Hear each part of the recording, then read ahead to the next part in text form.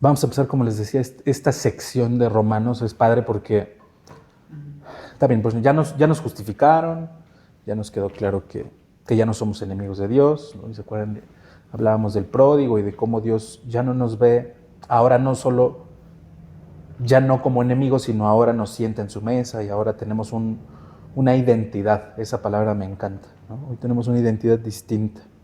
Y eso tiene todo que ver con lo que vamos a ver de aquí en adelante, porque lo que vamos a ver es cómo vive alguien justificado, ¿no? Cómo debe ser mi vida, cuál es esa identidad. Y entonces lo que voy a hacer es tratar de unirles algunos puntitos de cosas que hemos visto. Miren, antes de empezar, váyanse a Romanos 3, vamos a recapitular una idea que es importante, porque como les digo, este tema de los capítulos y los versículos es muy útil, porque nos ubica, ¿no? Pero luego como que nos pierde al mismo tiempo, porque pensamos que el 3 es una cosa, el 4 es otra cosa, el 5 es otra cosa. Y es una carta, como cualquier carta, pues está hablando de una sola idea, es un escrito corrido, entonces es importante que lo veamos así, ¿no? Entonces miren, les leo el 3, 23, que es desde aquí, que es famoso, ¿no? Dice, por cuanto todos pecaron y están destituidos de la gloria de Dios, siendo justificados gratuitamente por su gracia, mediante la redención que es en Cristo Jesús. Entonces, este es un versículo muy importante, ¿no? Como les había platicado, un día un monje agustino llamado Martín Lutero se encuentra con este versículo ahí en la dieta, ¿no? en donde él vivía, y llega a la conclusión de que le han estado viendo la cara, ¿no? Y llevo muchos años en las que la gente está pagando por reconciliarse con Dios, ¿no? Exacto, ¿no? Y les venden la indulgencia para ellos, para el familiar, y no es que hicieran negocio con la gente rica necesariamente, al contrario, los ricos se hacían más ricos a costa de la gente del vulgo, ¿no? Entonces, Lutero se encuentra con este versículo y él entiende este tema de la gracia. Y miren, hoy en día la gracia la entendemos de muchas maneras equivocadas de repente en el cristianismo. Cuando se predica de la gracia caemos en los extremos, ¿no? O limitamos la gracia y no la aprovechamos, por así decirlo, para que la gente no se pierda. Y entonces de aquí vienen estas ideas de que no vayas a decir que la salvación no se pierde, porque si tú dices que la salvación no se pierde, la gente va a vivir como se le antoje y entonces, pues, ¿qué onda con el cristianismo, no? Sí, pero tampoco puedes inventar algo que la Biblia no dice con tal de tratar de cuidar la vida de la gente, porque te vuelves fariseo. Eso fue lo que hicieron los fariseos de su época, ¿no? Y el otro es irme al otro extremo, ¿no? Entonces, no, la gracia esto y la gracia aquello, y entonces haz lo que quieras y no importa, ¿no? Y entonces tú puedes pecar y puedes vivir tu vida como se te antoje, al cabo que Dios ya pagó por ti. Y entonces eso tampoco está bien, porque empezamos a vivir un cristianismo falso, ¿no? O una hipocresía. Entonces hay que encontrar el equilibrio como todo en la vida. ¿Cómo debo vivir? De acuerdo a la gracia, pero sin caer en ninguno de estos extremos. Eso es lo que Pablo nos va a contestar. ¿Por qué? Porque cuando predicamos el Evangelio y hablamos de la gracia, hay una pregunta que normalmente sale a flote. Ok, si como acabamos de leer, el hombre es justificado gratuitamente por la gracia y no por las obras de la ley, entonces no importa lo que yo haga, porque pues el pago ya está hecho, ¿no? Entonces puedo vivir como yo quiera. La respuesta es muy confusa, ¿no? Es muy confusa. Normalmente no sabemos responder esta pregunta. Y entonces o nos vamos a la culpa, a tratar de decir, no, mira, tú tienes que hacer y tienes que hacer y tienes que hacer, porque si no, X, ¿no? Y entonces generamos culpa en la gente, o pues sí, les damos la suave y sí, tú puedes hacer lo que quieras. Pablo va a contestar esa pregunta, esa es la idea. Y miren, den la vuelta al 6, que es lo que vamos a empezar a estudiar hoy. Romanos 6, exacto, ¿no? Ya planteó la pregunta un par de veces en lo que hemos estudiado, pero aquí la va a desarrollar más. Fíjense, les leo el 6.1. ¿Qué pues diremos? ¿Perseveraremos en el pecado para que la gracia abunde? En ninguna manera. Porque los que hemos muerto al pecado, ¿cómo viviremos aún en él? Entonces, me voy a quedar ahí tantito. ¿Cuál es la idea? Este tema que les digo de la identidad, a lo que Pablo va a apelar, es que lo que hacemos, claro que importa, pero lo que hacemos está determinado por lo que somos, ¿no? Miren, ¿cómo les diré esto? Realmente Dios no llega a darnos una serie de reglas que seguir, ¿no? Como lo pensaríamos en el sentido religioso. Ese es el corazón religioso del ser humano, ¿no? Tú dime cuáles cosas puedo hacer y cuáles no, y yo me encargo, Dios. Y Dios diría, no, es que no va por ahí, porque esas ya te las di. ¿Y qué crees? Fallaste, ¿no? Al judío le di la ley, eso lo estudiábamos hace algunas semanas en el capítulo 3, y falló. Y al gentil no le di la ley y falló, que fue el capítulo 1, ¿no? Entonces, no, Dios diría, no me importa tanto decirte qué sí puedes y qué no puedes, sino más bien cambiar quién eres tú. Y eso es lo que determina todo lo demás, ¿no? Entonces, Pablo entiende esta pregunta no como una pregunta religiosa, sino como una pregunta auténtica, ¿no? Como una pregunta cotidiana. Si mi salvación no depende de las obras, pues entonces sí puedo hacer lo que yo quiera, ¿no? Pablo no esquiva la pregunta, como les digo, la va a responder así de una manera muy concisa y con mucha carnita que sacarle. Entonces, ¿la gracia salva? Sí, nos queda claro. La gracia es algo que Dios nos da inmerecidamente, es algo que nosotros no podemos hacer nada para tener, ¿no? Pero miren, la gracia no es algo que nos enseña a convivir con el pecado. Realmente la gracia es algo que exige muerte para poder vivir con Cristo. Esa es la idea que vamos a estar manejando. Vamos a hablar de la muerte en determinados momentos, porque Pablo va a estar usando mucho esta analogía, ¿no? Tanto aquí en el 6 como en el 7. El 7 es un capítulo muy padre que nos va a hablar del matrimonio aparte. Entonces, ese capítulo me gusta mucho. Pero bueno, no me adelanto. Lo que Pablo va a hacer aquí es exponer una idea o extender una idea que ya Cristo manejó en el pasado. Hay quienes, como les decía la semana pasada, critican la Biblia y entonces te dicen es que eso no estaba y esto lo agregaron y eso se llama crítica textual. Y miren, nació desde ¿cómo les diré? Quizá desde una intención muy buena, pero no ha hecho más que destruir el cristianismo, ¿no? Y hay mucha gente que se ha vuelto atea por estudiar las famosas ciencias bíblicas. Muchos cristianos que han abandonado la fe por eso, porque no saben dar una respuesta, ¿no? Y cuando vas con el pastor y le dices, oye, es que fíjate que leí que el Génesis no es histórico y que es un mito y entonces el pastor le dice, no es por fe. Entonces el otro cuate se queda sin defensas y ya no sabe qué decir y termina volviéndose ateo, aunque no lo crean. Es algo muy fuerte. Hay un ataque muy particular a la teología paulina, a las cartas de Pablo. Y dicen muchas personas que ven a Pablo como el fundador de una religión que Cristo no enseñó. Dicen, mira, sí, Cristo enseñó unas cosas, pero no tiene nada que ver con lo que enseñó Pablo. Y es un ataque muy fuerte. Lo que vamos a ver hoy es algo que derriba ese argumento por completo. Esto que va a exponer Pablo en el 6 ya lo explicó Cristo. Miren, váyanse a Juan 15. Esta idea de lo que hay que hacer o de lo que hay que ser para no vivir esclavos al pecado, insisto, ya Jesús lo explicó. Y van a ver por qué es confusa la respuesta. Juan 15:1. Jesús va a explicar como lo solía hacer, con una historia, ¿no? ¿Qué es lo que hay que hacer? Insisto, o lo que hay que ser. Les leo el 15:1. Yo soy la vid verdadera y mi Padre es el labrador. Todo pámpano que en mí no lleva fruto lo quitará, y todo aquel que lleva fruto lo limpiará para que lleve más fruto. Ya vosotros estáis limpios por la palabra que os he hablado. Permanecer en mí y yo en vosotros, como el pámpano no puede llevar fruto por sí mismo, si no permanece en la vid, así tampoco vosotros, si no permanecéis en mí.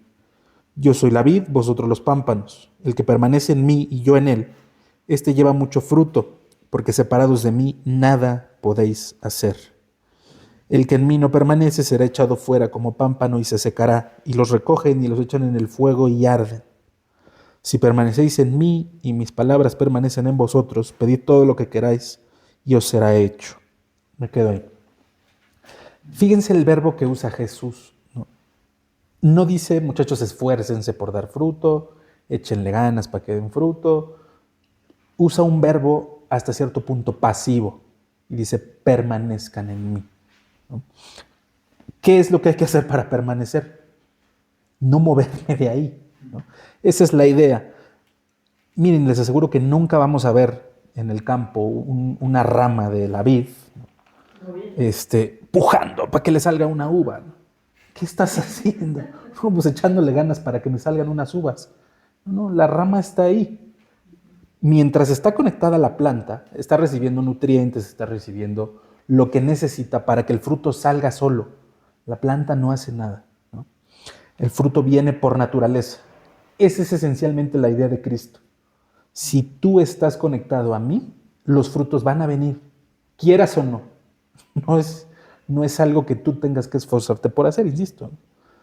Esa es exactamente la idea que va a exponer Pablo. Por eso les digo que decir que lo que enseñó Cristo y lo que enseña Pablo son cosas diferentes no tiene sentido. Aquí hay una muestra muy clara y podríamos encontrar varias más, pero bueno, no es el tema, ¿no? Se los quería poner así porque hoy está en auge esto, está regresando muy fuerte esta parte de las ciencias bíblicas. Me lo he encontrado mucho últimamente y tenemos que saber responder. Olvídense, sí a alguien más, pero a nosotros mismos.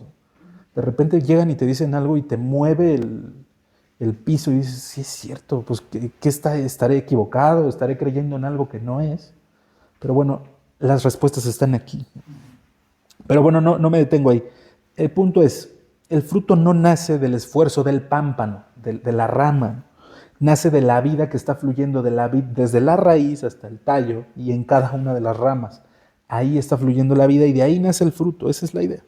Entonces, el cristianismo no consiste en producir vida, sino en recibirla. Nosotros estábamos muertos, ahorita lo leemos, por eso les digo que vamos a hablar tanto de la muerte, y recibimos vida a través de Cristo y esta vida se va a manifestar hacia afuera. Entonces, la respuesta de Pablo es contundente, en ninguna manera. Vamos a perseverar en el pecado, no hay forma. No es, fíjense cómo no es una invitación como, mira, no deberías de hacerlo, o ya saben con todo esto de la crianza respetuosa, ¿no? Mira, si yo fuera tú, no lo haría. No, es muy contundente. No, en ninguna manera, no hay forma. Tú ya sabes que no lo tienes que hacer. Y ahorita, no me acuerdo si lo leímos. No, fíjense, regrésense a Romanos 6. Vamos a leer esta frase porque es, fíjense, es el 6:3. ¿O no sabéis que todos los que hemos sido bautizados en Cristo Jesús hemos sido bautizados en su muerte? Porque somos sepultados juntamente con Él para muerte por el bautismo, a fin de que como Cristo resucitó de los muertos por la gloria del Padre, así también nosotros andemos en vida nueva. Me voy a quedar ahí tantito. Entonces empezamos en el 2 leyendo que hemos muerto al pecado. Y entonces reafirma, ¿o no sabéis que hemos sido bautizados en Cristo Jesús? Hemos sido bautizados en su muerte. Lo que Pablo va a explicar es que el pecado no desapareció. Nuestra naturaleza pecaminosa no desapareció, pero ya no tiene poder. Esa es la idea. Cuando Pablo dice que hemos muerto, miren, no quiero decirles que nuestras ganas de pecar van a desaparecer, porque viene otra pregunta. Bueno, si yo ya morí con Cristo y si ya el pecado fue vencido, que era lo que leíamos la semana pasada ahí en Colosenses, ¿se acuerdan? Con el acta de los decretos. ¿Por qué todos los días sigo luchando entonces? ¿Por qué sigo teniendo tentaciones? ¿Por qué sigo teniendo inclinaciones al mal? Si se supone que ya esto se murió. Bueno, la idea es que estamos, ¿se acuerdan? En el ya, pero todavía no. Cristo ya venció, Cristo ya ganó, ya venció a la muerte, venció al pecado, pero todavía no estamos en plenitud. Entonces, cuando tratamos de vivir, como les digo, piensen en la rama pujando, cuando tratamos de forzar los frutos, de echarle más ganas, ¿no? Realmente lo único que estamos cosechando es frustración. Por esto, porque la lucha no cesa, ¿no? Todos los días quiero hacer las cosas mal, aparte todos los días recibo influencia del mundo, de otras personas, para hacer las cosas mal. Y hacer las cosas mal es muy sencillo. Realmente hacer las cosas bien es más difícil. Entonces, pues miren, les pongo un ejemplo. Oye, pues no sé, me quiero ir a Europa. Hay dos dos formas de hacerlo. O me pongo a desviar recursos públicos o me pongo a ahorrar. ¿Cuál creen que es más fácil? Pues, ¿para qué voy a ahorrar? Pues yo prefiero seguir gastando, y, ¿saben? Porque ahorrar duele. Pues sí, voy a sacrificar la ida al restaurante, la ida al cine o lo que ustedes quieran. Pero pues no, mejor veo de dónde saco, aunque sea ilícito. Entonces, siempre hacer lo correcto es más difícil, siempre. Y aquí vemos al cristiano tratando de vivir la vida al revés, salud. Tratando de vivir la vida cristiana al revés. Entonces, yo obedezco para ser libre, entonces yo quiero cambiar para ser aceptado. Por eso les quería hablar del pródigo. Porque se acuerdan, el pródigo prepara su speech, ¿no? Padre, he pecado contra el cielo y contra ti, ya no soy digno de ser llamado tu hijo. Y cuando viene con el padre ya no lo deja ni terminar, lo frena y le dice, tranquilo, tranquilo, tú no tienes que hacer nada. Eres mi hijo, traigan el vestido, traigan el anillo, báñenlo y maten al becerro, ¿se acuerdan?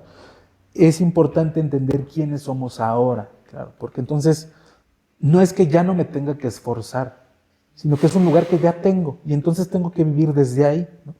Como les decía esa vez, piensen en el hijo, en la fiesta y diciendo, híjole, a ver a qué hora se dan cuenta que yo no tengo que estar aquí, ¿no?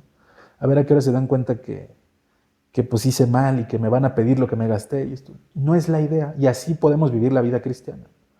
La idea de la identidad es entender quiénes somos y en qué lugar estamos, y entonces vivir ahí, dejar de vivir como el jornalero y vivir como el hijo, ¿no? El evangelio entonces invierte el orden. No obedeces para ser libre, no te esfuerzas para pertenecer. Perteneces y por eso te esfuerzas. Esa es la idea. Te comportas como hijo. Hace algunos años leí un devocional que, la verdad es que no lo he vuelto a encontrar, pero me gustó mucho. Era algo así como vivir como hijo del reino. Y suena como así como medio a evangelio de la prosperidad, ¿no? Pero estaba muy padre por esto, justo es eso, ¿no? Y si tú eres el hijo de un rey, lo que se espera de ti es que te comportes como un príncipe, no que salgas a estar borracho vomitando en la calle, ¿no? Eso no es lo que haría un príncipe, ¿no? No sé si me explico. Entonces, esta es la expectativa que se tiene del hijo de un rey terrenal, cuanto más del hijo del rey del universo. Necesitaríamos vivir como tal, como lo que somos. Entonces, vivir frustrados intentando crucificar algo que ya murió con Cristo, pues no tiene ningún sentido, ¿no? Fíjense, váyanse a Efesios 2. Y quiero que veamos aquí la condición en la que Dios nos encuentra y de qué base parte Él, porque eso nos ayuda a ubicarnos. Miren, no hay nada más satisfactorio que entender el lugar que tenemos en el universo. Cuando yo entiendo quién soy, qué hago aquí y a dónde voy, ¿no? Mi vida puede funcionar bien, ¿no? Esto es sentido de identidad, sentido de pertenencia y sentido de orientación. Esto me ayuda a desenvolverme. Cuando no sé alguna de estas, voy a vivir totalmente frustrado. Si alguna vez han estado en un lugar donde no conocen a nadie, es algo más o menos así, ¿no? Híjole, no sé con quién hablar, a dónde voy, dónde está el baño, no sé nada, no tengo confianza de nada. En cambio, cuando están en un lugar que conocen, con gente que conocen, pues andas como pez en el agua. Esa es la idea con Dios. Y podemos vivir muy ajenos, ¿no? Entonces, fíjense, les leo, es el 2:1. Dice, y Él os dio vida a vosotros cuando estabais muertos en vuestros delitos y pecados, en los cuales anduvisteis en otro tiempo, siguiendo la corriente de este mundo, conforme al príncipe de la potestad del aire, el espíritu que ahora opera en los hijos de desobediencia, entre los cuales también todos nosotros estuvimos en otro tiempo, en los deseos de nuestra carne, haciendo la voluntad de la carne y de los pensamientos. Y éramos por naturaleza hijos de ira, lo mismo que los demás. Entonces hasta aquí estábamos muertos, ¿no? Es lo que estuvimos viendo, si quieren verlo así, capítulos 1, 2 y 3 de Romanos. Fíjense ahora como les he dicho, los peros son increíbles, ¿no? 2:4. Pero Dios, que es rico en misericordia, por su gran amor con que nos amó, aun estando nosotros muertos en pecados, nos dio vida juntamente con Cristo. Por gracia sois salvos. Y juntamente con Él nos resucitó y asimismo nos hizo sentar en los lugares celestiales con Cristo Jesús, para mostrar en los siglos venideros las abundantes riquezas de su gracia en su bondad para con nosotros en Cristo Jesús. Y viene el versículo famoso, ¿no? Porque por gracia sois salvos, por medio de la fe, y esto no de vosotros, pues es don de Dios, no por obras, para que nadie se gloríe. Porque somos hechura suya, creados en Cristo Jesús para buenas obras, las cuales Dios preparó de antemano para que anduviésemos en ellas. Entonces, una vez que nos reconcilió, bueno, que nos perdonó y nos reconcilió, dice, nos hizo sentar en los lugares celestiales. ¿Cuándo? En el pasado, nos hizo. Pues sí, porque Dios ya nos ve ahí, ¿no? Insisto, por eso es tan complicado responder a la pregunta, ¿no? Porque Dios diría, pues es que yo ya te veo sentado en el consejo conmigo. Pues sí, Dios, pero yo sigo en la Ciudad de México aguantando los bloqueos y aguantando todas estas cosas. Es donde a nosotros nos cuesta trabajo entender quiénes somos, porque no nos vemos ahí. Necesitaríamos, ¿se acuerdan? Como Elías, que nuestra visión sea intervenida por Dios y entonces podamos ver el ejército celestial que tenemos alrededor y podamos pronunciar esas palabras, ¿no? ¿Se acuerdan que dice, mira, sí, los que vienen con nosotros son más y háganle como quieran? Sería mucho más fácil. Pero bueno, Dios diría a Cristo, bienaventurados los que creyeron sin ver, ¿no? Y pues eso somos nosotros, porque no hay muchas cosas que podamos ver, ¿no? De manera física. Entonces, miren, ya regresé a Romanos. Ahí en Romanos leímos ahorita este tema del bautizo. Miren, aprovecho para tocarlo de refilón así. La idea del bautizo es precisamente esta muerte. Nosotros como que nos han enseñado que el bautismo es un símbolo, ¿no? Y es una confesión de que yo creo en Cristo y entonces lo externo, y está bien, pero realmente como lo vería el judío hagan de cuenta que está sucediendo un funeral y un nacimiento al mismo tiempo. Está muriendo el hombre que estaba en Adán, y por eso era muy importante lo que vimos la semana pasada. Está muriendo Adán y está naciendo el nuevo hombre en Cristo. Y entonces nos hace más sentido las palabras de Jesús, porque eso es necesario volver a nacer. Ah, ok, entonces Nicodemo se voltea y dice, bueno, ¿cómo le hace un hombre viejo para volver a nacer? Miren, no ahondo en el tema porque nos tardaríamos mucho, pero busquen en la Biblia este patrón del nuevo corazón. Dios se la pasa prometiendo y prometiendo un nuevo corazón. Y es uno de los pasajes que le cita Jesús a Nicodemo ahí en la plática que tiene con él, que leemos ahí en Juan 3. Es Ezequiel 36. Y les daré corazón nuevo para que me conozcan y sepan que yo soy Dios. Entonces yo seré su Dios y ustedes serán mi pueblo. Esa es la idea. Ahorita les hablo más del corazón.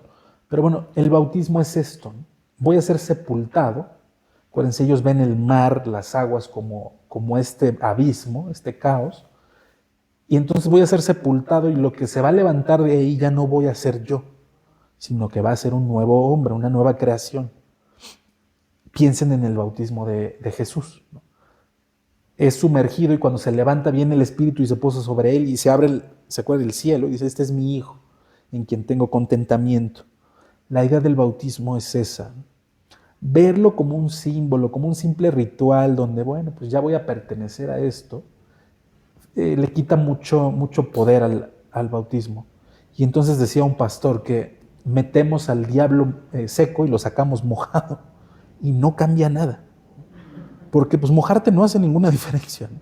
O sea, si no entiendes realmente lo que está pasando, que estás muriendo y estás resucitando con Cristo, pues te puedes bautizar las veces que quieras, pero pues, no va a haber ningún cambio. Entonces, la gracia que Dios... Bueno, y estos son medios de gracia. Son medios de gracia. Les llamarían los sacramentos, ¿no? Nosotros, ¿se acuerdan? Tenemos dos. El bautismo y la Santa Cena, o la Cena del Señor, ¿no? Y son medios de gracia. Sí. Ahí tengo una duda con Sí. lo que dicen algunas personas del bautismo del Espíritu por fuego. ¿Eso qué es? Hijo, lo que pasa es que es esto, ¿no? Mira, verlo... ¿Se acuerdan? Juan dice, bueno, yo los bautizo con agua, ¿no? Pero vendrá alguien que los va a bautizar en fuego. Esa es la idea, que viene el Espíritu Santo. Lo que Juan hacía era un ritual, y no tomen ritual en el mal sentido, sino una manera de decirle a Dios, mira, estoy dispuesto a que mis pecados se los lleve el agua, y por eso era agua corriente. ¿Se acuerdan? Tenía que ser un río o agua de la lluvia, porque la idea que era agua que venía de Dios. Lo que Juan está diciendo ahí, y lo que estas personas dicen es, oye, es que con fuego sí. ¿Se acuerdan? En Pentecostés es lo que pasa. Antes de Pentecostés el Espíritu Santo en la tierra no es que esté fijo, por así decirlo. Va y viene, ¿no?, sobre quien Dios quiere. En el Antiguo Testamento tenemos incluso ejemplos de personas que se están portando muy mal y Dios les manda su Espíritu. Por ejemplo, Saúl.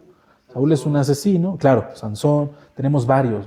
Pero Dios, porque Él quiere, por su soberanía, les manda su Espíritu para usarlos en determinado momento. En el nuevo pacto la idea es esta, que el Espíritu ahora va a morar en ustedes. Y una de las maneras en las que se representa el Espíritu Santo es el fuego. Entonces en Pentecostés, precisamente cuando viene el Espíritu Santo, ¿se acuerdan? Se aparecen lenguas de fuego, porque es la idea. Entonces realmente esto sería como el símil del bautismo por el Espíritu, que una vez que te bautizas recibes al Espíritu, o una vez que eres salvo. Cosas separadas. No. Porque yo sí he escuchado que algunas personas dicen, ok, ya existe lo del bautismo, pero ¿y qué con el bautismo del Espíritu Sí. Santo? O algo así, ¿no? O sea, Sí, sí, como si sí. fueran separadas, ¿no? Sí, esto va mucho más en la rama de los pentecostales. Miren, es que ellos tienen una visión muy particular del Espíritu Santo. Algo reduccionista. Para ellos el Espíritu Santo se manifiesta hablando en lenguas, básicamente, ¿no? No para todos, pero para la mayoría sí. Y entonces hay ramas, sobre todo los pentecostales unicitarios, que te dicen que si no hablas en lenguas no eres salvo. Y eso ya es un exceso durísimo, porque el Espíritu Santo trabaja mucho más allá que hablar en lenguas, o que cualquiera de los dones. Partimos de la base de que recibes dones por medio del Espíritu cuando te conviertes, eso sí, pero no quiere decir que de inmediato vayas a empezar a manifestar los dones. O sea, tiene que haber como en todo un periodo de maduración, si lo quieren ver así. Entonces no son dos cosas apartadas. Realmente cuando te conviertes recibes el Espíritu, independientemente si en ese momento te bautizas en agua o no. Oye, ¿me tengo que bautizar en agua? Pues sí, es la idea, ¿no? Como les digo, es uno de los medios de gracia que Dios nos dio. ¿Con qué finalidad? De ser limpios. Ambos, ¿no? El bautismo en este sentido de mi viejo yo está muriendo y el que se levanta y es otro. Y la Santa Cena o la Cena del Señor en ese sentido de meditar en lo que Jesús hizo por mí y poder purificarme a través del rito. Es un rito tal cual. Ambos son medios de gracia. Entonces los necesitamos, pero no son dos cosas separadas en ese sentido, en agua y en fuego. Simplemente es una visión que esta denominación tiene, ¿no? Y una Sí. pregunta, y cuando tú le pides al Espíritu Santo, Uh-huh. lléname, o sea, es normal porque es como si yo le hablara a Dios mismo Padre, Sí. a Jesús. Sí, claro, sí, está bien. O sea, estoy pasando por esto, Sí, ¿no? sí, está bien. Y de hecho, pues el Espíritu Santo es Dios. Entonces está muy bien. Y la Biblia dice también que el Espíritu Santo es glorificado como Dios, como si fuera el Hijo o el Padre. No hay distinción. Y miren, luego, pobrecito Espíritu Santo, como que lo ninguneamos, ¿no? Como que, pues sí, nos queda claro que es el Padre y obviamente el Hijo, y al Espíritu Santo como que lo relegamos a un lugar como no tan importante, pero es Dios, es igual de importante que el Padre y que el Hijo. Entonces está bien. Y de hecho el mandamiento que da el Nuevo Testamento sobre el Espíritu Santo es ese. No es ningún otro más que sean llenos del Espíritu y no contristen al Espíritu viviendo mal. Eso es todo. Es lo único que se nos manda al respecto del Espíritu Santo. Entonces está muy bien que pidamos llenura. Llenura es una cosa a que... Sí. Y bueno, ¿cómo podrías decir a un cristiano? Es que, ¿cómo voy a...? Yo en algún momento lo dije. Sí. Recién convertida, Uh-huh. ya pasaron unos años y luego yo decía, pero es que yo no tengo el Espíritu Santo, porque si yo lo tuviera, no estuviera actuando de esta forma. Sí. Y me sentía yo como, y entonces yo le clamaba, así, por favor, yo quiero sentir tu presencia. Uh-huh. Y bueno, y de verdad sí pasó. Sí. O sea, ya fui entendiendo y yo ya vi mis cambios Uh-huh.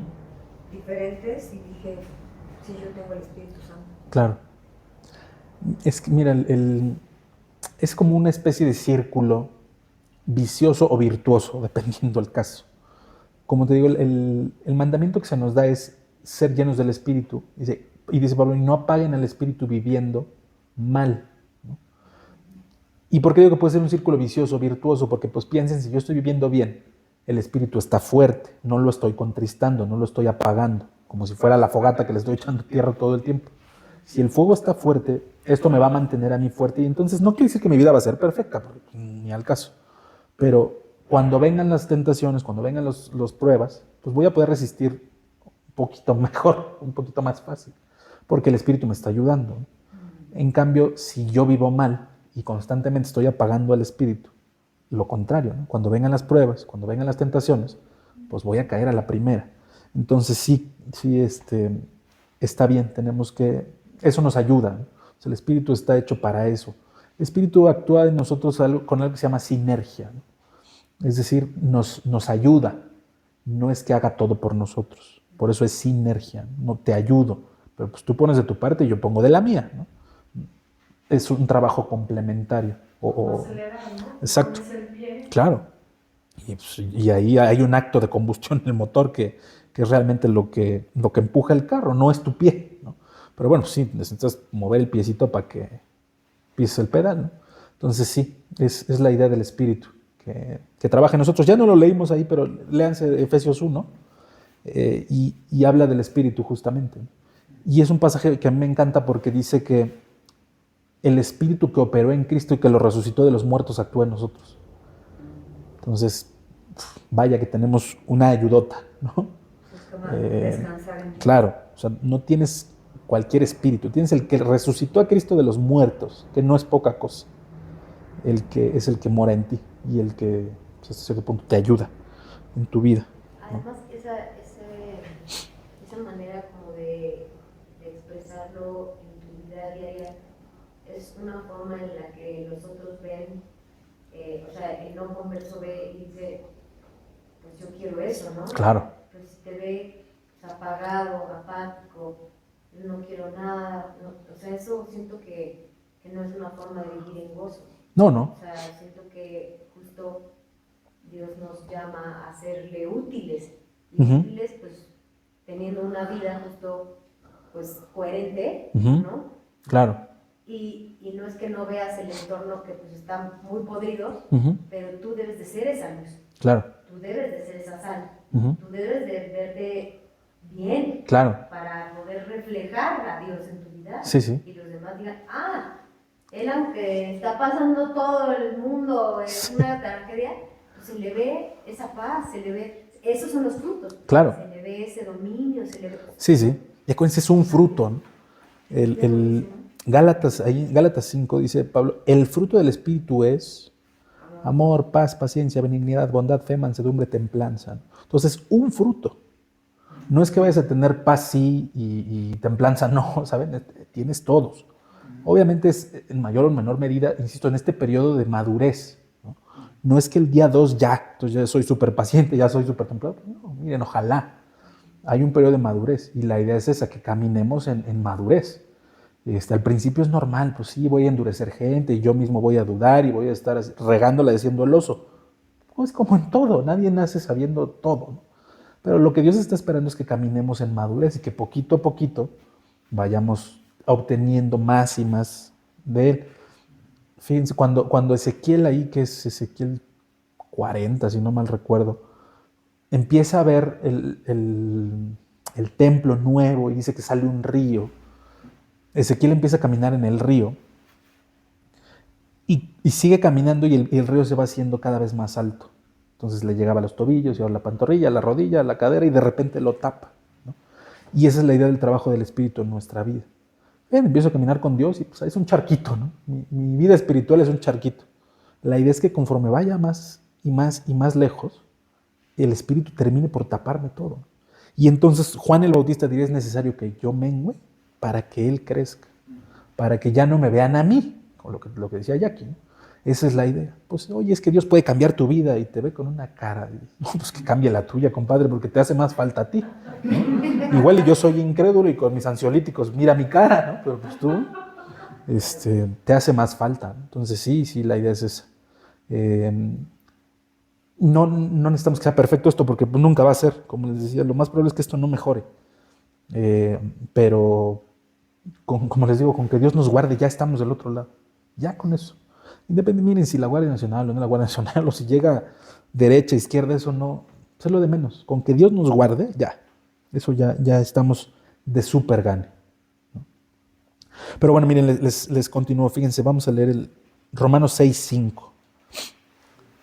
Y vamos a continuar con este tema de la muerte, ¿no? Que es muy importante. Fíjense, 6:5. Porque si fuimos plantados juntamente con Él en la semejanza de su muerte, así también lo seremos en la de su resurrección. Sabiendo esto, que nuestro viejo hombre fue crucificado juntamente con Él, para que el cuerpo del pecado sea destruido, a fin de que no sirvamos más al pecado, porque el que ha muerto ha sido justificado del pecado.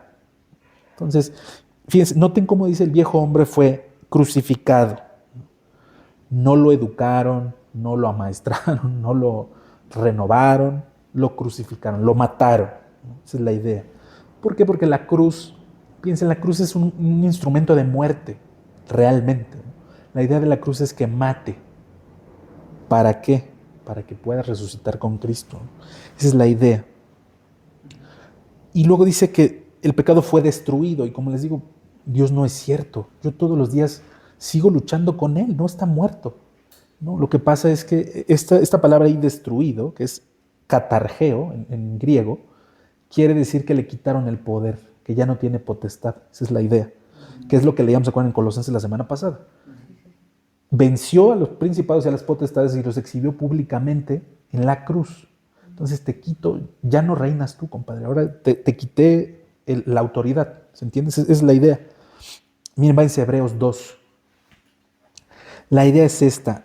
El pecado ahí sigue y no lo vamos a quitar. Pero ya no manda. Ya no gobierna nuestra vida. Ayer platicaba con unos amigos sobre este tema del doble A, ¿no? Entonces en doble A, pues tú tienes que llegar a presentarte y a humillarte, literalmente. Pues yo soy Marco y soy alcohólico, ¿no? Y en todas las reuniones me tengo que presentar así. Y yo tengo bien clarito que yo soy un alcohólico y yo nunca voy a dejar de ser alcohólico. Esa es la idea que les inculcan. Miren, no quiero decir que no sirva, pues miren, seguro hay gente que ha dejado de chupar con eso, y qué bueno, pero no hay ningún cambio, ¿no? Realmente, cuando alguien bebe, cuando alguien se droga, cuando alguien tiene alguna conducta de este estilo, la sustancia es absolutamente lo de menos, lo que hay que atacar es la raíz. ¿Por qué se tiene que alcoholizar? ¿Por qué se tiene que drogar? ¿De dónde viene esa necesidad? Y entonces cuando vas más profundo, pues ya te enteras de unas cosas horribles, ¿no? Pues se tiene que alcoholizar porque el cuate fracasó en todo lo que hizo, entonces tiene una culpa espectacular, porque hizo esto, porque hizo aquello. Y ahí están las historias de terror, realmente.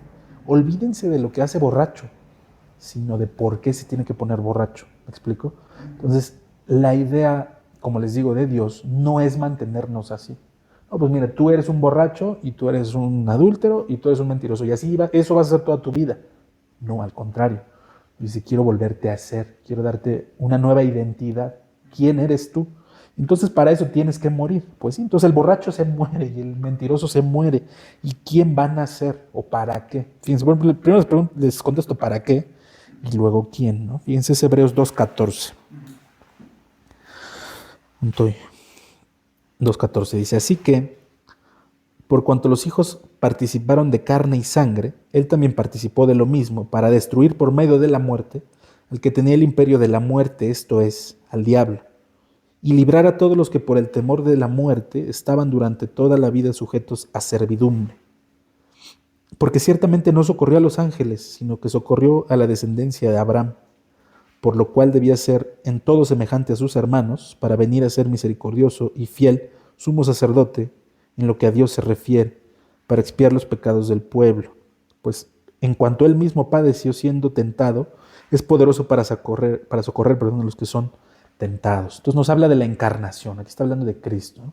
Vino y se hizo igual a sus hermanos para poder entenderlos y para poder pagar como iguales, ¿no? Esa es la idea.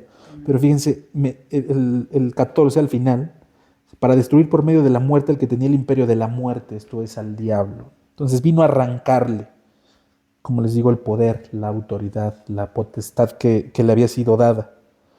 Y entonces ya no gobiernas tú, gobierno yo. ¿Cuál es la idea? El pecado, el diablo, la muerte, como ustedes lo quieran ver, todos los días nos puede estar insistiendo, todos los días, haz esto, di aquello, tú eres esto. Eso es muy común. Tú eres, tú eres, tú eres. Cuando hay una frase ahí de estas románticas, ¿no? Que dice que Jesús conoce tus pecados y te llama por tu nombre, ¿no? Y el diablo conoce tu nombre y te llama por tus pecados, ¿no? Entonces, no, tú no eres hijo de Dios, eres mentiroso. Tú no eres hijo de Dios, eres hipócrita. Tú no eres hijo de Dios, eres rayita, ¿no? A cada quien nos va poniendo un nombre, ¿no? Pero no es la idea de Dios. La idea de Dios es, yo ya te di una nueva identidad, eres mi hijo y ya vencí esto, le quité el poder, ya no lo tiene, ¿no? Ojo, ¿puedes vivir ahí? Pues sí, ¿no? Y entonces entenderíamos estas palabras de que el que practica el pecado, esclavo es del pecado. ¿Y el creyente puede hacerlo? Pues sí. ¿Y qué es practicar el pecado? Ojo, fíjense cómo la Biblia no dice que no vamos a pecar. Parte de la base de que vamos a pecar. Pero practicar el pecado es diferente, ¿no? Les decía, bueno, practicar algo pues es algo muy específico, ¿no? Si yo voy a practicar piano, voy a estar horas al día invirtiéndole al piano. Yo voy a sacrificar cosas por estar en el piano. ¿Me explico? Podemos hacer lo mismo con el pecado, ¿eh? Le puedo invertir horas, recursos, esfuerzo al pecado. Es exactamente lo mismo. Practico para ser mejor. ¿Voy a ser mejor en el pecado? Pues sí, puedo hacerlo, ¿no? Y eso me va a volver esclavo. Entonces lo que Dios no quiere es eso. Cristo murió y resucitó para darnos esa libertad. Es a donde quiero que lleguemos, ¿no? Eventualmente en el 14, a la libertad con la que Cristo nos hizo libres, como dice Pablo a los Gálatas, ¿no? Pero para eso pues, necesitamos despojarnos del pecado, ¿no? Eso lo dice también Hebreos. Entonces de poco a poco iremos viendo toda esta idea hasta llegar a la libertad, ¿no? Entonces, fíjense, vamos a seguir, regrésense a Romanos 6. Entonces lo que vamos a ir haciendo es construir esta idea, ¿no? Ya se los adelanté. Muy bien. Entonces les leo el 6:8. Y si morimos con Cristo, creemos que también viviremos con Él, sabiendo que Cristo, habiendo resucitado de los muertos, ya no muere. La muerte no se enseñorea más de Él. Porque en cuanto murió, el pecado murió una vez por todas, mas cuanto vive, para Dios vive. Entonces, esta es la nueva vida que Dios nos da y ya no va a morir. Dice, la muerte ya no se enseñorea de Él, como ya no se enseñorea de nosotros. Entonces, ¿cuál es la idea que tenemos de la muerte de Cristo, ¿no? Es que Cristo murió por mí. Sí, eso es verdad, pero no nada más murió por ti, murió contigo. Esa es la idea, que tú estás ahí con Él, ¿no? Eso es lo que Dios estaría esperando. Que al mismo tiempo que Jesús está en la cruz, ¿se acuerdan? Y la teología más básica nos dice, pues sí, es que cuando el Padre está viendo a Cristo en la cruz, pues sí, veía a Marco, veía a María, veía a Jackie, a Arturo, a Germán, ¿no? A Claudia. Sí es la idea, pero la idea es que también nosotros mismos estuviéramos muertos ahí. Oye, ¿lo evitamos? Pues sí y no al mismo tiempo, ¿no? Sí, ¿por qué? Pues porque ya no vamos al infierno, ya no vamos a ser dañados por la segunda muerte, ¿no? Pero no ¿por qué? Porque la idea es que sí, que el viejo hombre se muera ahí y que ya no regrese, que ya no lo dejemos volver a pasar, ¿no? Oye, ¿esto cómo se logra? Bueno, pues es la idea, es lo que vamos a ver aquí en el cierre del estudio, ¿no? Fíjense, les leo el 11. Este es muy importante, 6:11. Así también vosotros consideraos muertos al pecado, pero vivos para Dios en Cristo Jesús, Señor nuestro. Y aquí esta palabra de consideraos muertos, o esta frase, es importante. Fíjense, leí un libro, creo que si no mal recuerdo se llama Cómo hacer que te pasen cosas buenas. Es un libro que si se meten al Sanborns, ahí está en los anaqueles principales, ¿no? Y es un libro de psicología y está padre. Pero todo este rollo moderno de la autoayuda y esto nos habla de que, no me acuerdo si es en este libro o en otro, pero dice que es como cuando te vas a dormir, ¿no? Entonces cuando te vas a dormir lo primero que haces es fingir que estás dormido para poder dormirte. ¿Me explico? Entonces vas, te acuestas y cierras los ojos y eventualmente te quedas dormido. Y más o menos esta idea es que así funciona la vida, ¿no? Entonces, si tú quieres ser rico, pues actúa como rico y vas a ser rico. Entonces dices, no, bájale 2 rayas, o sea, tampoco, no es como que yo vaya a actuar como rico y me aparezcan billetes en la cartera, o sea, no, no hay forma. Eso no es lo que está diciendo Pablo, ¿no? Lo que está diciendo Pablo no es fingir como que fueras algo, ¿no? No voy a fingir que ya estoy muerto al pecado y entonces eso va a hacer que se vuelva realidad. No. Cuando dice consideraos muertos al pecado, es que realmente ya está hecho. Por eso les leí hace ratito el de nos hizo sentar en los lugares celestiales. Para Dios esto ya ocurrió, ¿no? Ya pasó. ¿Cuál es la idea de esto? Que vivamos acorde a esta realidad.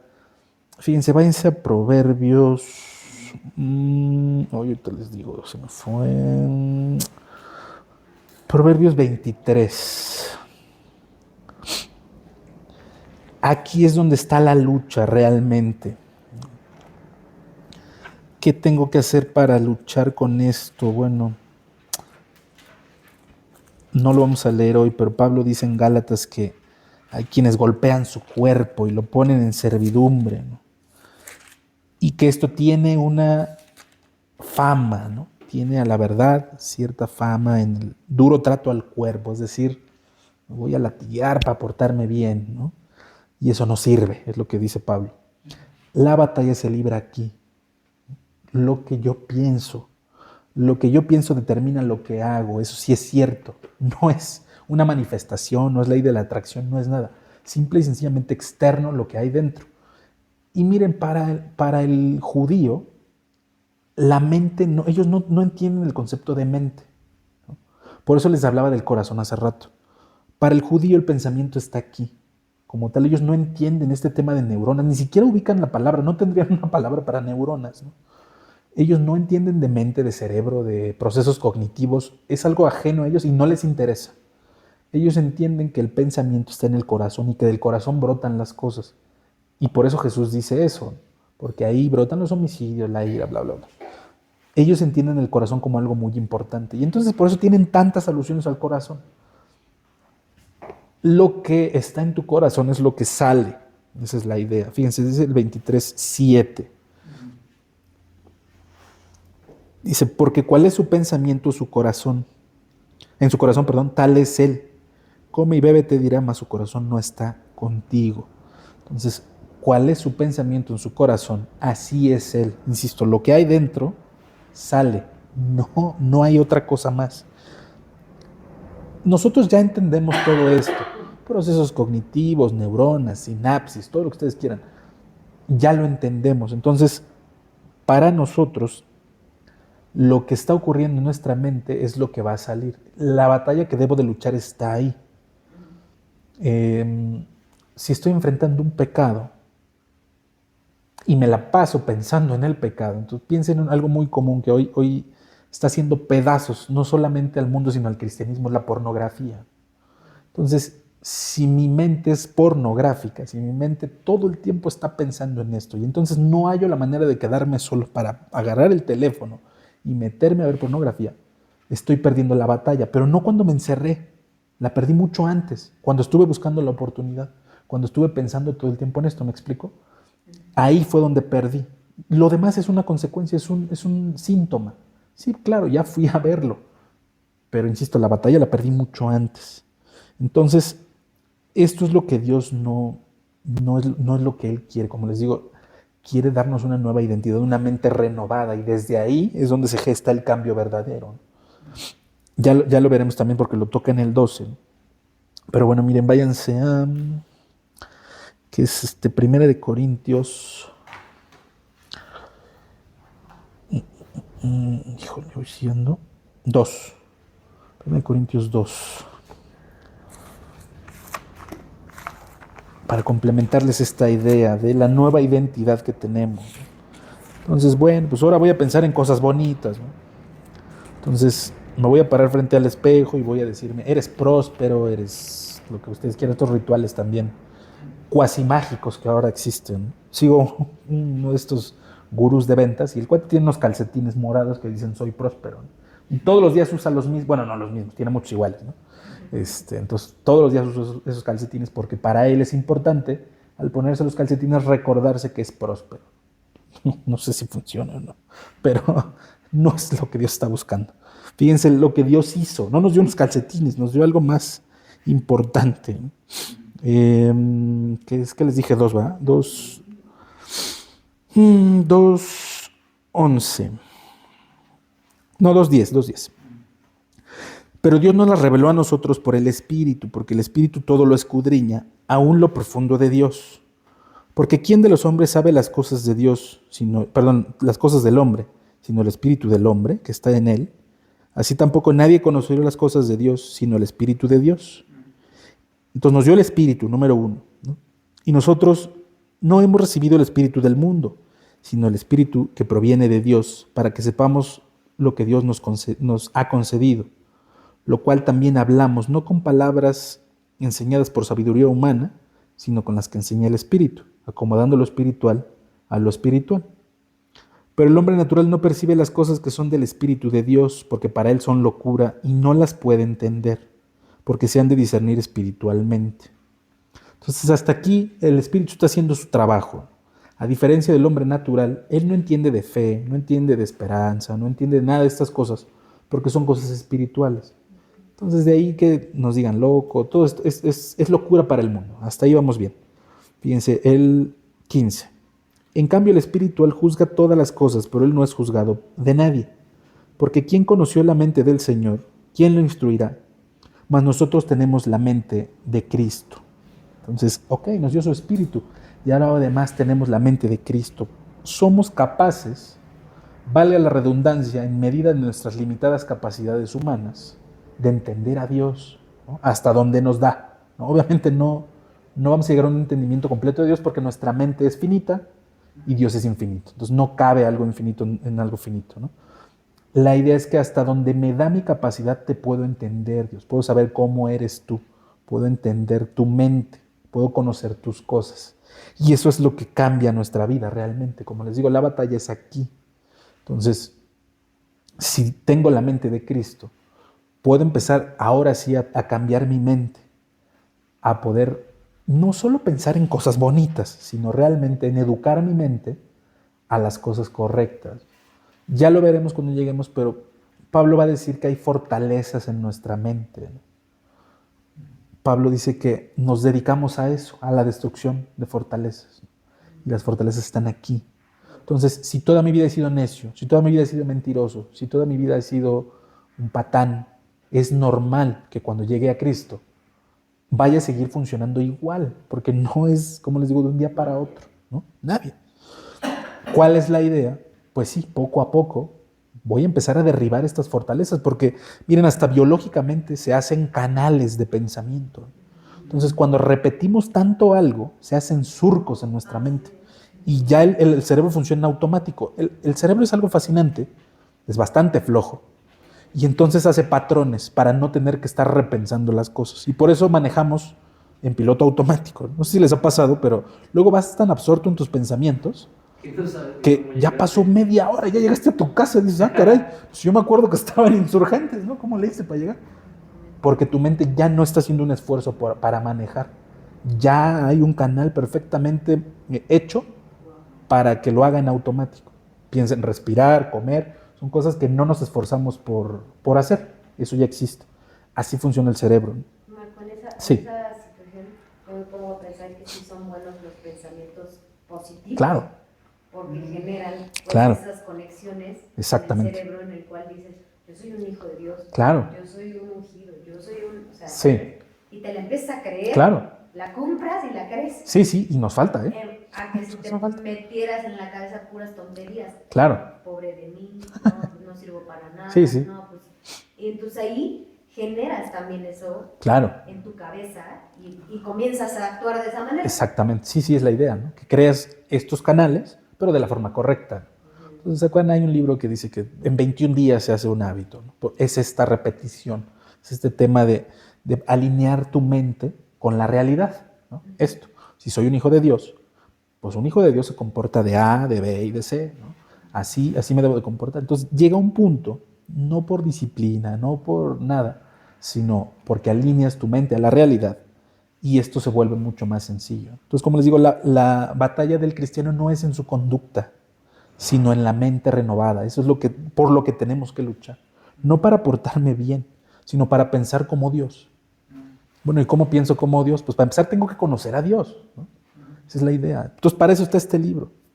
No es como les digo, no es un libro histórico. Al autor bíblico no le importa darnos datos históricos. No es un libro de biología, no le interesa explicarnos genes ni nada de esto, no le interesa. No es un libro pues, que les gusta de reglas, ¿no? Tampoco, porque hay muchas cosas que la Biblia no dice, porque ni existían en su época. Oye, Dios, veré cuántas horas Netflix, a ver, voy a leer tu Biblia, a ver. Pues no dice, Netflix no existía en esa época, ¿no? O sea, nunca vas a encontrar nada de eso. No es un libro exhaustivo, es un libro que tiene por fin enseñarnos cómo es Dios, para llevarnos con Él. Es un libro teológico. Entonces, cuando yo entiendo quién es Dios, cómo es Él, su carácter, va a ser mucho más sencillo que yo me lleve con Él. Y esa es exactamente la idea.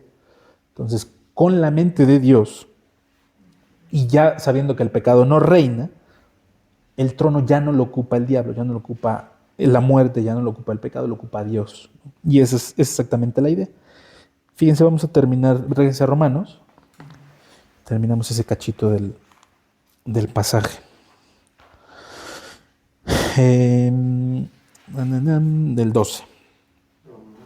Romanos 6, 12. Sí.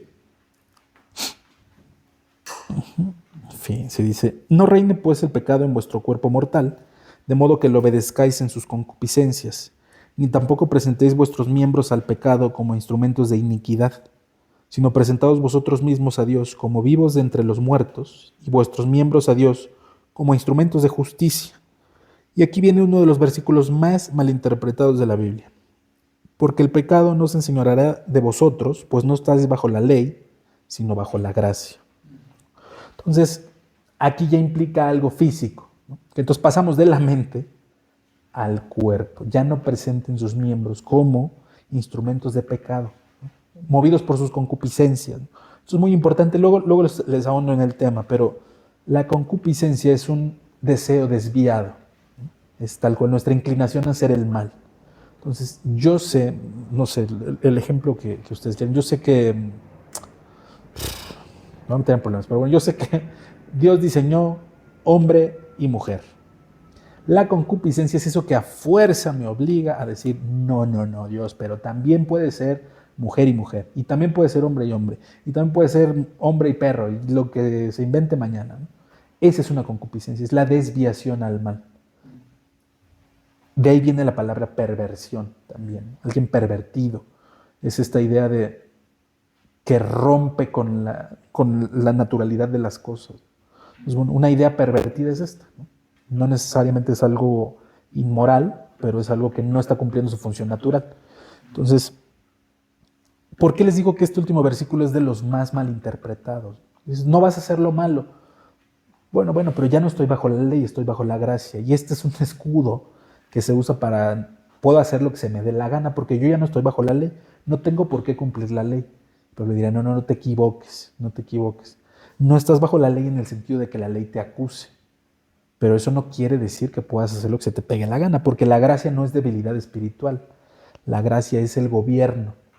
Ya no te gobierna la ley, ya no te gobierna el pecado.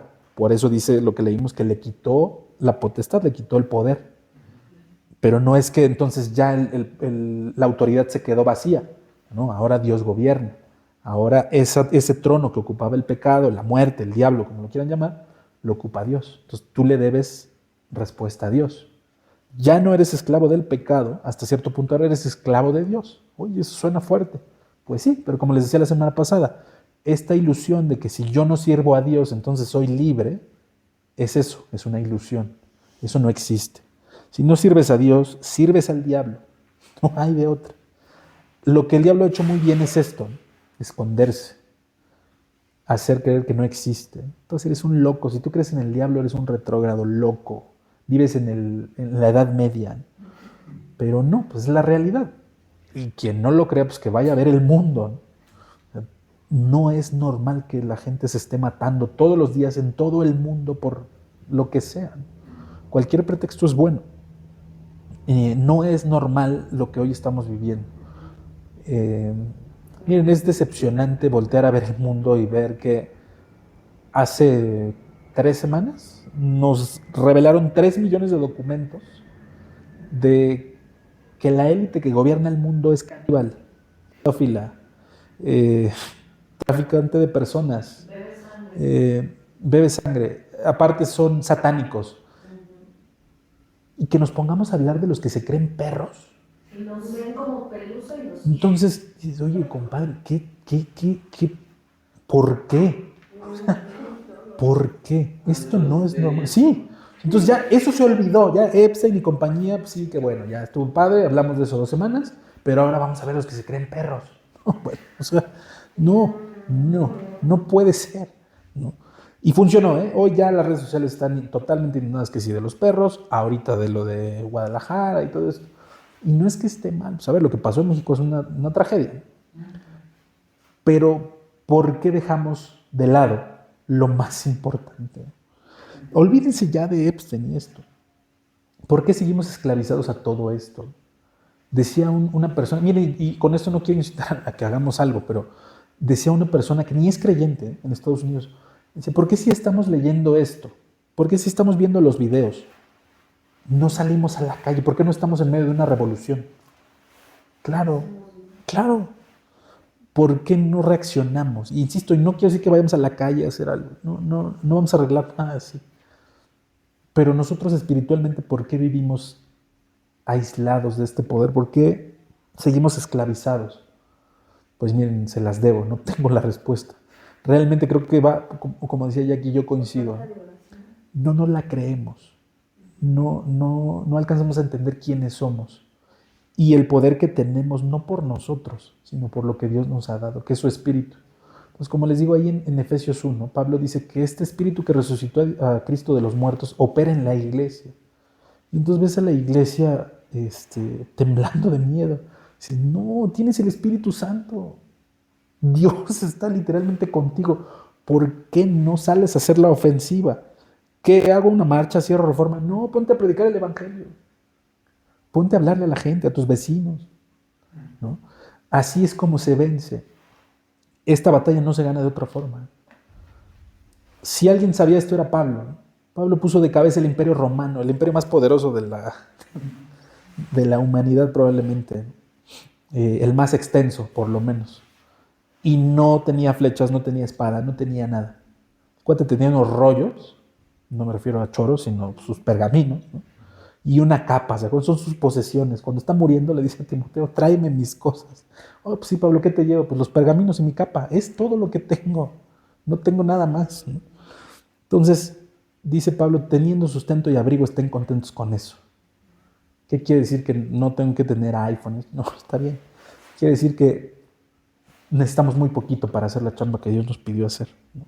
Entonces, si ya no somos esclavos del pecado, ¿a quién le servimos ahora? Esa es la idea, ¿no? Sábado les compartí a los jóvenes y fue una reunión especial de febrero, del mes del amor, ¿no? Entonces les hablaba del amor y les preguntaba cuáles son las formas en las que tú demuestras amor, ¿no? Y entonces me decía, bueno, pues cuando te llevan un detalle, ¿no? No que te lleven algo enorme, pero que piensen en ti, ¿no? Pues mira, vi este chocolate de 1 centavo, pero me acordé de ti y te lo traje. Es una forma de demostrar amor. Ya, perfecto, me parece muy buena, ¿no? Oye, pues pasando tiempo de calidad con alguien. Esa es una forma de mostrar amor. Ah, pues sí, perfecto. Oye, pues interesarme en las cosas de la otra persona, ¿no? O en sus gustos, en sus aficiones, lo que sea. Y entonces me dijeron varias, ¿no? O sea, bueno, me parece perfecto. Todas esas son formas muy válidas de demostrar amor.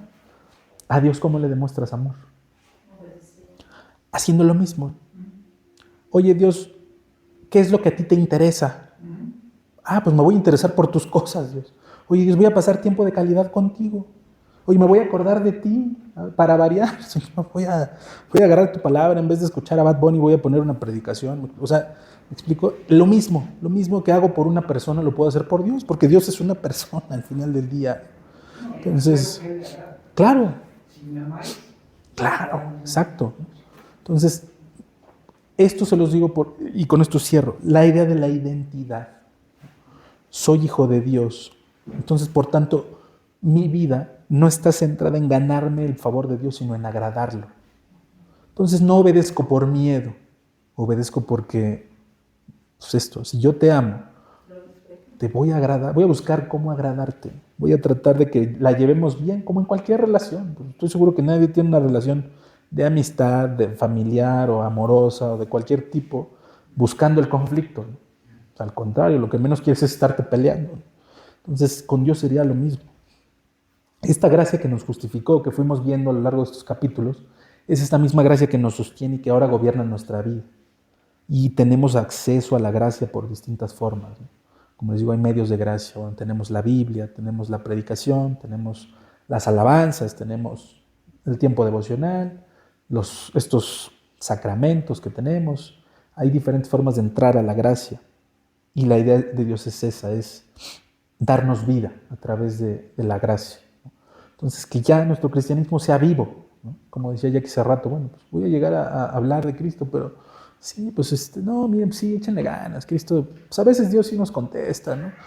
No, compadre, pues no me interesa escuchar de ese Dios, o sea, no me interesa. En cambio, si llegas y me presentas un Dios atractivo, en el buen sentido, un Dios poderoso, un Dios que me cuida, un Dios fuerte, pues por supuesto que sí, porque eso necesito, ¿no? Cuando veo las noticias y veo que mi país se está incendiando, necesito un Dios fuerte, necesito un Dios que me va a cuidar, un Dios que me va a vengar incluso, ¿no? Que yo sé que si algo me pasa, tengo un Dios guerrero, un Dios vengador. Pero bueno, no es el Dios que normalmente se presenta en el cristianismo hoy en día. Entonces, ¿cómo conozco ese Dios? ¿Cómo le agrado? ¿Cómo vivo en la gracia? Pues miren, necesitamos pasar tiempo con la Biblia todo el que se pueda. Y esforzarnos en esto. Alguna vez, hace algunos meses se los compartí, cuando veíamos Timoteo. Esfuérzate en la gracia. Con eso les termino. Si la gracia es algo que yo no puedo obtener, ¿cómo me esfuerzo en algo que yo no puedo obtener? Es contradictorio, ¿no? La idea es que vivas una vida sobrenatural. Es la única respuesta que hay a este mundo. Echa mano de la vida eterna, le dice Pablo a Timoteo ahí mismo, en 2 de Timoteo. Sí, porque el reino de Dios no es algo que va a venir, es algo que ya está aquí. Y esa era la predicación de Cristo. El reino de los cielos se ha acercado, ya está aquí. Insisto, Dios no lo veo. Bueno, pues necesitas echar una mirada para adentro, no para afuera. Y ahí es donde vas a encontrar el reino de Dios. Y entonces luego sí sacarlo. Entonces sí, como es su pensamiento, en su corazón, leíamos hace ratito, así es Él. Pues vamos a orar y vamos a pedirle a Dios eso, que nuestro corazón esté lleno de Él, para que como sea nuestro pensamiento en el corazón, pues sea nuestra realidad en Él. Bueno, pues vamos a orar y nos vamos. Amado Dios, gracias por tu palabra. Gracias Dios por lo que has hecho por nosotros, no solo por salvarnos, Dios, que sí, obviamente es lo más importante que nos has dado, pero también gracias por tu Espíritu. Gracias porque hoy estamos aquí y no estamos indefensos, estamos contigo y tú nos has dado, Señor, a tu representante, a tu Espíritu en nuestra vida. Te pedimos que seamos llenos de Él, que nuestro corazón rebose, Señor, de tu Espíritu, y que así como nuestro Espíritu, pues también hacia afuera, en nuestra vida, podamos reflejarte, Señor, en nuestros gestos, en nuestra forma de hablar, en cada uno de los pasos que demos y que la gente pueda conocerte a través de nuestra vida. Gracias, Dios, por esta congregación, gracias por lo que haces en tu obra, gracias por la vida de Claudia, de Arturo, por prestarnos su hogar, por abrirnos las puertas de su casa, bendícelos, Señor, y pues que estos tiempos podamos seguirlos compartiendo juntos cada lunes. Señor, tú ve trayendo a las personas que tú quieres que escuchen este mensaje, y Padre, pues también a los que nos ven por internet, que puedan recibir de tu palabra. Llévanos con bien, ayúdanos a dejar toda la ansiedad y todas nuestras cargas en tus manos, y Padre, pues que tú seas nuestro guarda en este mundo que cada vez está peor. Te alabamos, te amamos, Señor, y te damos gracias por todo. En el nombre de Jesús y para tu gloria. Amén. Amén. Bueno.